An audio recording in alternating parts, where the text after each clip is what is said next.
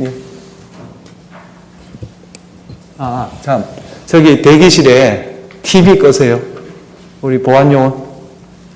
변론 준비기 소법증에 TV가 나오잖아요. 그거 다 끄세요.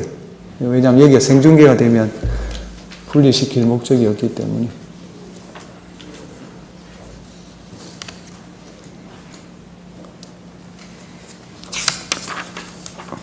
예.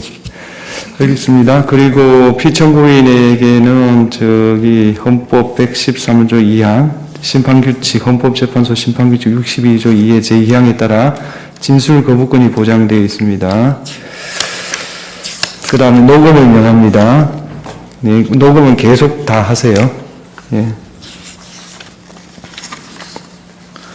그 다음에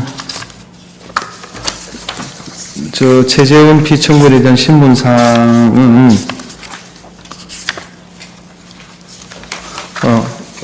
그대로 다 물으셔도 될 것 같습니다. 예.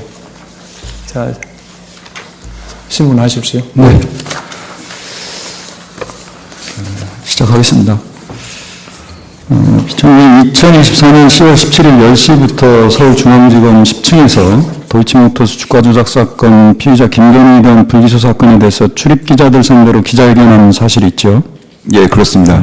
피청구인이 기자회견에서 기자들이 도이치 주가 조작 사건에 대해서 김건희 여사에 대해서 압수수색영장을 언제, 어떻게, 무엇에 대해서 청구했느냐라는 질문 받고 2020년부터 김 여사와 관련해서 코바나 콘텐츠와 도이치모터스가 함께 수사하면서 압수수색영장도 함께 청구하기도 했다.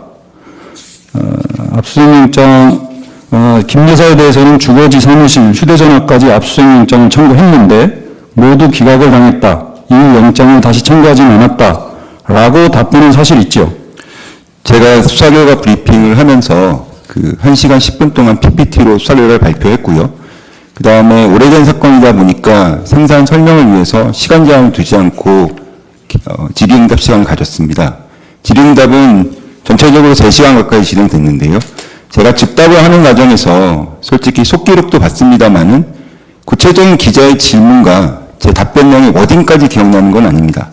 근데 속기록에 지금 물어보신 내용처럼 이 질문의 내용이나 제 답변의 취지가 그렇다는 건 인정합니다. 다만 좀 설명을 드릴 것은 제가 사실 당시에 결국 질문은 김건희 여사에 대해서 강제수사, 압수영장을 청구했느냐 이 질문이었던 걸 이해하는데요.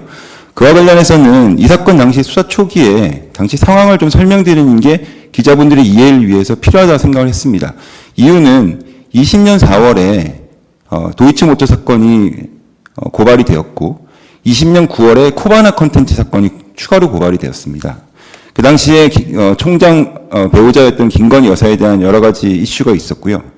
그래서 그 다음 2020년 10월에 추미애 당시 법무부 장관이 코바나 사건과 도이치 사건 모두에 대하여 당시 검찰총장의 수사지휘권 배제 지휘를 하였습니다. 그러고 나서 당시 검사장이었던 이성인 검사장이 2020년 11월 5일자로 반부패 수사 2부에 코바나 콘텐츠 고발 사건을 배당함과 동시에 그 전에 이미 진행됐던 도이치모터 사건에서 한국거래소 심리결과 회신이 온 다음에 11월 5일자로 수재 사건 등록을 하였습니다. 그래서 11월부터는 추미애 장관의 수사지휘권 이후에 배제 이후에 이성윤 수사팀에서는 반부패 수사 2부에서 두 사건이 동시에 진행이 되었습니다. 그러고 나서 첫 번째 강제 수사가 11월 9일자 코바나 사건으로 김건희, 최은순, 권오수, 도이치모터스 등에 대한 압수수색 영장이 청구되었고, 근데 그게 통째로 기각되는 상황이 있었습니다. 압수영장이 기각되는 상황은 아시다시피 대외적으로 공표되는 내용이 아닙니다. 이 수사와 관련돼서 강제 수사 여부를 여쭤보시기 때문에 그와 관련해서 당시에 김건희라는 사람을 대상으로 해서 수사가 본격적으로 진행되고 있었고 그 중에 하나였던 코바나 사건에 대해서 먼저 압수수색 영장이 청구됐었는데 이게 모두 기각됨으로 인해서 그 이후에 도이치모터 사건 등 코바나 사건 등 김건희에 대한 압수수색이 더 진행되지 않았다. 그 맥락을 설명드리기 위해서 두 사건을 설명드렸던 겁니다. 자, 피청구인 제가 제한된 시간에 사실 확인이 꼭 필요한 부분입니다. 그러니까 예, 근데 이거는 먼저 제가 말씀을 드리고 나야지 그 다음 설명을 좀 편하게 할 수 있어서 말씀드리는 겁니다. 좀 간략하게 제가 묻는 사실관계에 대해서만 좀 답변을 해 주십시오. 저희 제한된 시간이어서. 네, 다음 질문 해주시죠.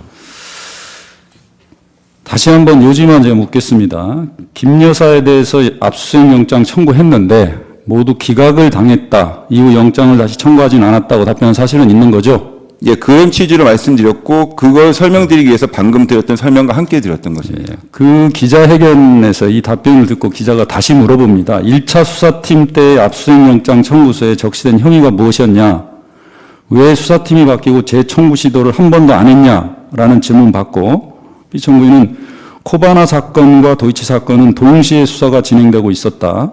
그래서 압수영장이나 계좌영장이나 두 개 범죄 혐의가 같이 들어가서 됐었다라고 답변한 사실이 있죠? 그러니까 이 답변에서 말씀드리려고 하는데요. 이 질문이 연달아 나온 게 아니고요. 앞에 첫 번째 질문은 아마 질의응답 초반에 나왔던 것 같고 이 두 번째 질문은 MBC 기자가 한참 뒤에 물어봤던 추가 질문이었습니다. 자, 좋습니다. 저는 동일하게 질문을 이해했고 동일하게 설명을 드렸다고 생각합니다. 자, 이렇게 답변한 것은 맞죠? 동일하게 설명드렸습니다.